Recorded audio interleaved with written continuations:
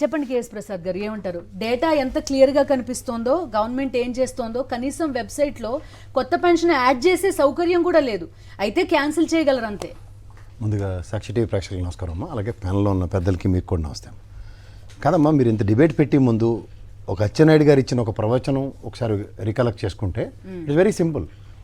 Excess లబ్ధిదారులు పెన్షన్లో ఉన్నారు, ఖచ్చితంగా వాళ్ళందరినీ తొలగిస్తాము అని ఒక కంకణం కట్టుకుని అదే పని మీద వెళ్తున్నారు.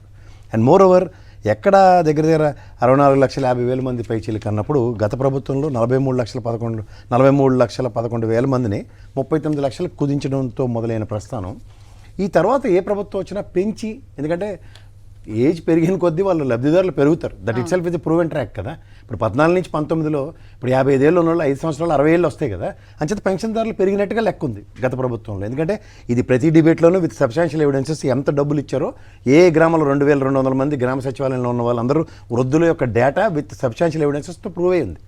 వేరాస్ ఇక్కడ వీళ్ళు వచ్చారంటే మళ్ళీ జన్మభూమి కమిటీలు ఇవన్నీ వస్తున్నాయంటే దాని అర్థం ఏంటంటే వీళ్ళకి కావాల్సిన విధంగా వాళ్ళకు అనుగుణంగా ఉన్న వాళ్ళకి మాత్రమే పెన్షన్లు ఇచ్చే కార్యక్రమానికి తెరలేపుకుంటారు. జగన్మోహన్ రెడ్డి గారు అమాయకంగా కులం చూడడం, మతం చూడడం, రాజకీయాలు చూడడం అని ఉన్న వాళ్ళందరికీ ఇచ్చుకుని వెళ్ళాడు ఆయన. సో ఈ డిఫరెన్స్, ఈ వేరియేషన్స్ ఎందుకు వస్తున్నాయి అంటే, ప్రధానికి ఒక కాలం చెల్లిన వాళ్ళు ఉంటారు కొంతమంది, వాటిలో కూడికలు తీసివేతలు ఖచ్చితంగా ఉంటాయి. కానీ ఎడిషన్ ఆప్షన్ అన్నదే లేకుండా ఇప్పుడు ఓవర్ పీరియడ్ ఆఫ్ టైం ఈ సంవత్సరం నాకు 59 ఏళ్ళు ఉండొచ్చు, నెక్స్ట్ ఇయర్కి నాకు 60 ఏళ్ళు వస్తే నేను ఎలిజిబిలిటీ క్రైటీరియాలో ఉన్నాను అనుకోండి, నాకు తెల్ల రేషన్ కార్డు ఉండి నాకు కుటుంబంలో నన్ను ఎవరు ఆదరణకు నోచుకున్నప్పుడు ఎలా ఉంటుందన్న దాని మీద ప్రభుత్వానికి అవగాహన లేకపోతే, పైపచ్చి మొత్తం తొలగిస్తామన్న దాని మీదే వాళ్ళు ఎంఫసైజ్ చేసుకుని ముందుకెళ్తుంటే, మీరు ఇందాక చూపించిన దాంట్లో హౌ టు రిమూవ్ అన్న దాని మీద ఉంది, హౌ టు యాడ్ అన్నది లేదు. ఇప్పుడు హౌ టు యాడ్ అన్నది కాన్సెప్టే లేనప్పుడు ఆ విలేజ్లో ఎవరైనా పెద్దవాళ్ళు అవ్వచ్చు, వాళ్ళకి ఇంకో అవసరం ఉండొచ్చు, ఈ వికలాంగుల జాబితాలు ఈ ఆధార్ కార్డుని ఎన్ని రోజులు అప్డేట్ చేసి చచ్చిపోతాం మా జీవితాంతం. ఇప్పుడు గత ప్రభుత్వంలో ఉన్న డేటా ప్రకారం ఆధార్ కార్డు ఉందో లేదో, దాంట్లో ఆధార్ కార్డు సబ్మిట్ చేయని వాళ్ళ మీద క్వశ్చన్ చేయండి. పైపచ్చి సచివాలయ వ్యవస్థతో అనుసంధానమైన 2,200 మంది కుటుంబాలకు ఉన్న సచివాలయంలో ప్రతి ఒక్క డేటా పొందుపరచబడి ఉంది విత్ ఏజెస్తో సైతం.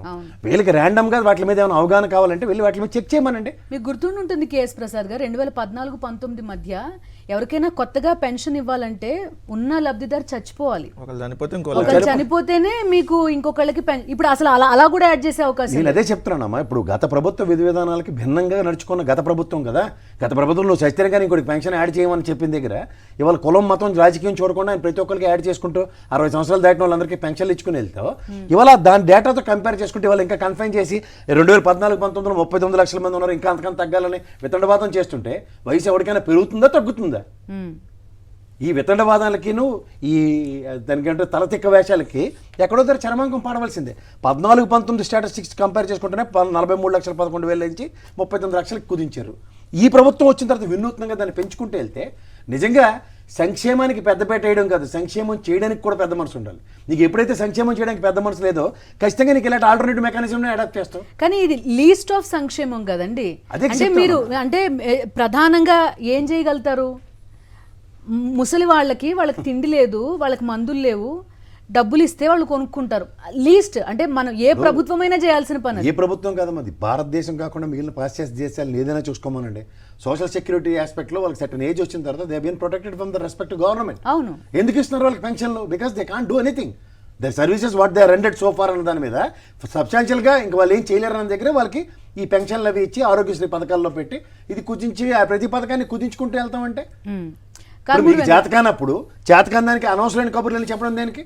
అసలు ఏ ప్రాతిపదిక మీరు తగ్గిస్తారు చెప్పండి? ఇవాళ ఆధార్ కార్డులు తీసుకొచ్చి మళ్ళీ అప్డేట్ చేసుకోవాలి అంటే ఇంకా పనిపాటు ఏముండదా? ఈ పాతకైతే ఏరుకుంటూ కూర్చునే కార్యక్రమం.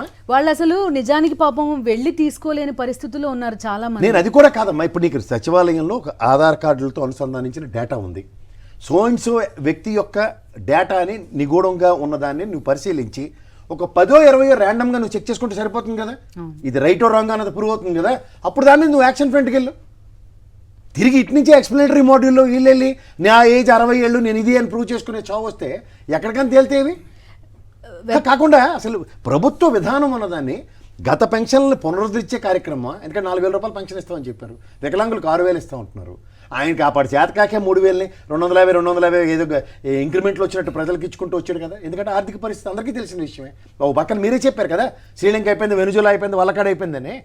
ఇవేవి తెలియకుండానే మాట్లాడి ఇవాళ కరెక్ట్గా కార్యాచరణ వచ్చి ఇవ్వాలి అన్న దగ్గరికి వచ్చారు కదా, హరికథ కాలక్షేపం మొదలెట్టారు.